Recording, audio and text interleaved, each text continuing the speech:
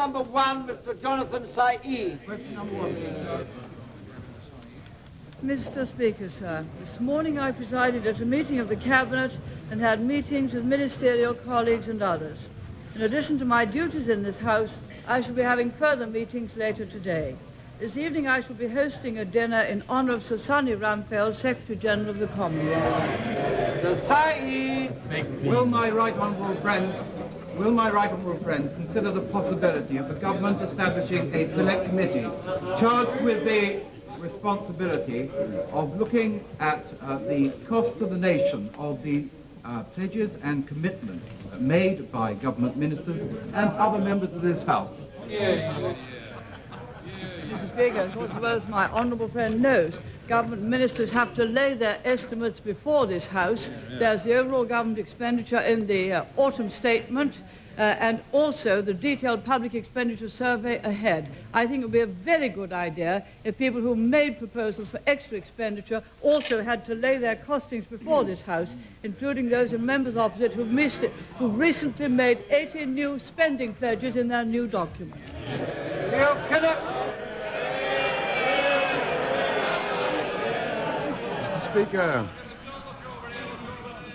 Mr. Speaker, is the Prime Minister aware that this morning's decision by the Cabinet on the rail link to the Channel Tunnel means the prolonged planning blight and all its miseries for the people of Kent, and is the betrayal of the economic and environmental interests of the whole of our country?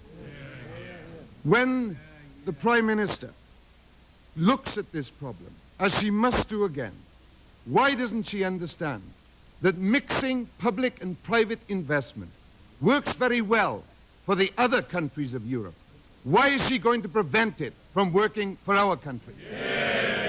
Mr. Speaker, perhaps the right honourable gentleman will recall that Clause 42 of the Channel Tunnel Act precludes subsidy for international travel, and that the Labour Party agreed to that clause at that time.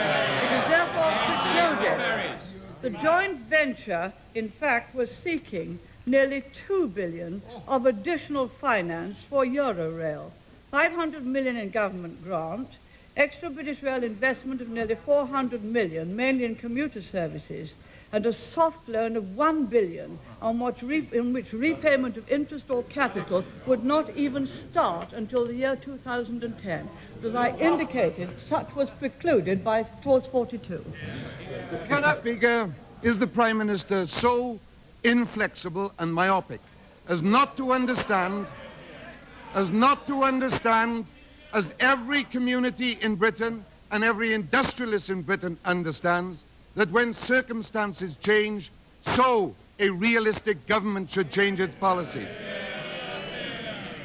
When the French are building their fast rail link, why isn't she even at the stage of planning ours? Well, that's another quick $2 billion, Mr. Speaker, to which the right honourable gentleman has committed his side. $2 billion, just like that. $2 billion, just like that. And he claims to be responsible. Absolute nonsense. In fact, already nearly $2 billion of public investment has been committed in our estimates and in expenditure to tunnel-related transport services. Let me give you the breakdown. We plan to spend $600 million on road schemes to get to the tunnel, and British Rail will invest over $1.3 billion on passenger and freight services to and from the tunnel. That is legitimate expenditure and is being spent. Mr. Speaker, the Prime Minister is seeking to mislead everyone again.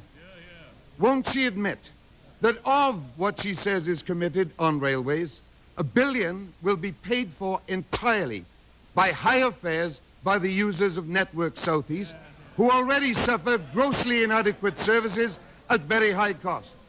Won't she admit that none of that maintenance work, for that is what it is, begins to provide an alternative to the fast rail link that is necessary?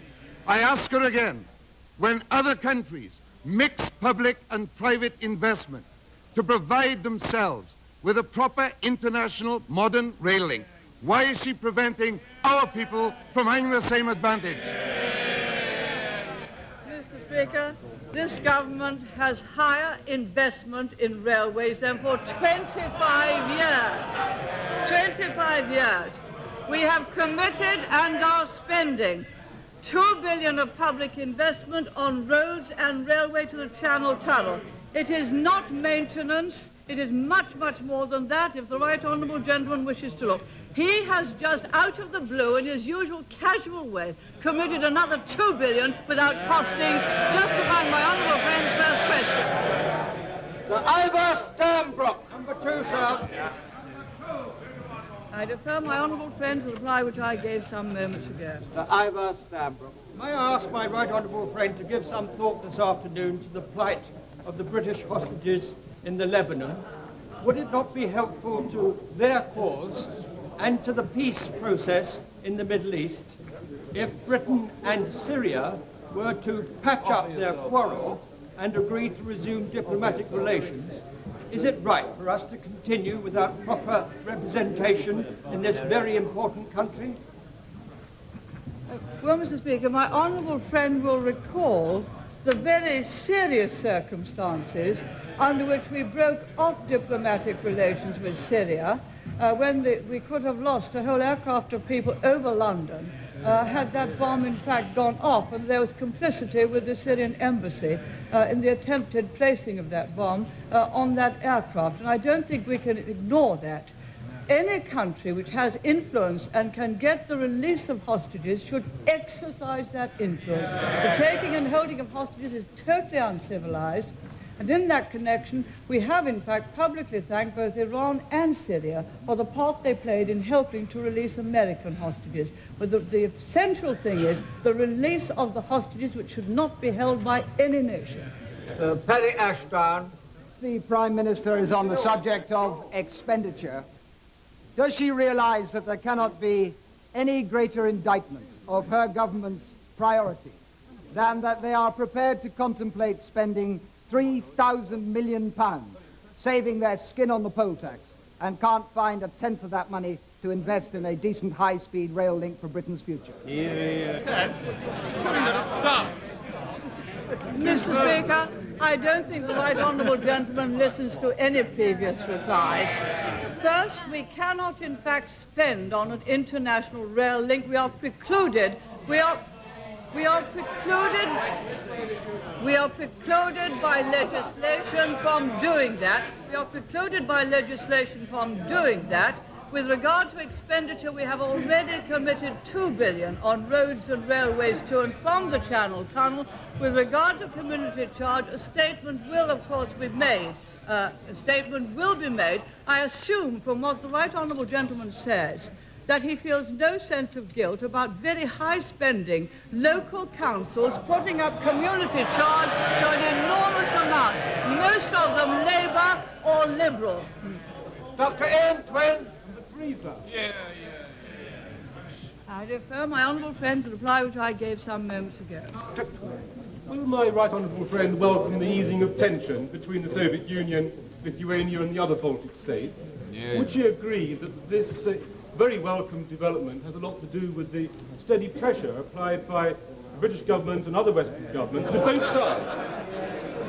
And will my right honourable friend continue to work hard to bring both sides together for a peaceful settlement in the Soviet Union and the Baltic states? Mr. Speaker, I discussed this problem both with President Gorbachev and Mrs. Prunskina, the Prime Minister of Lithuania, and we have frequently had questions about it in this House. And I think we and the United States and other European countries have steadily made our views known that they are entitled to independence and self-determination. President Gorbachev has agreed to that, and it looked as if there was becoming a real blockage about some of the semantics, which is a great tragedy because it's obviously important to get practical talks and negotiations started. I believe that that is about to happen. It is very, very welcome indeed. and both sides are to be congratulated on removing the blockages, and I hope it comes to fruition successfully. Maria Fife. Will the Prime Minister tell us what reply she has given to those who petitioned her yesterday on behalf of the people who live in the Ravenscraig area? Mr. Speaker, the Ravenscraig position, as the Honourable Lady knows, was governed by a statement made by British Steel. As far as the strip mill is concerned, they undertook to keep it open until 1989 and are keeping it open until 1991. And as far as the main mill is concerned, it was said in their prospectus that if they had no longer any use for it, they would, of course, offer it to a private buyer. I do not think the position has changed. Mr. Cyril Townsend. Number 4, sir. Yeah. I refer my honourable friend to the reply which I gave some moments ago. Does my right honourable friend agree with Secretary of State James Baker that tension in the Middle East today is as high as it was in 1967? Does she share his view that the conditions for talks laid down by the new and extreme Israeli government with the Palestinians need changing? And can she assure the House that the British government will be doing all it can to support the American government in getting some form of talks going without delay? Yes, Mr. Speaker, I believe my honourable friend is correct. We are doing all we can to persuade the new Israeli government to start talks with representative Palestinian people.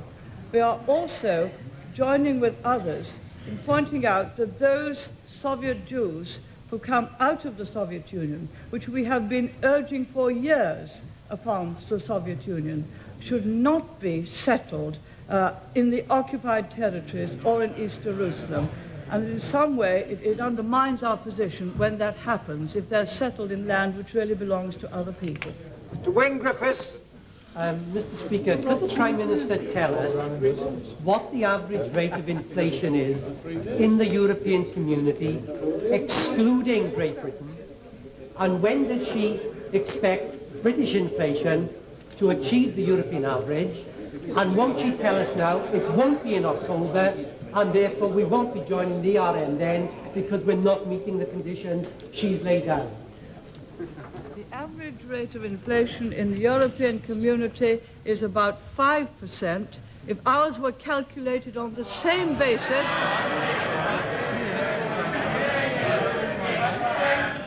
if ours